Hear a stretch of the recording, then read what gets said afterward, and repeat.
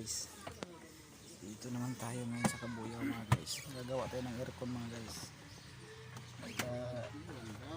Nagka troubleshoot yung kanyang aircon mga guys, kaya nandito tayo ngayon. Ano mo naman mga guys, all around tayo eh. Kahit anong sideline na pwede. Yan si tropa mga guys, yan. Kaya yung malapit sa aircon, nasa na ba? Labo ah. Ano yung malapit sa aircon mga guys, yan nakasama natin. Pag may mga kailangan kayo sa mga aircon nyo ng sakyan mga guys ha, huwag kalimutan mag-PM sa ano ko sa Facebook para kahit saang lugar yan kaya ating puntahan yan.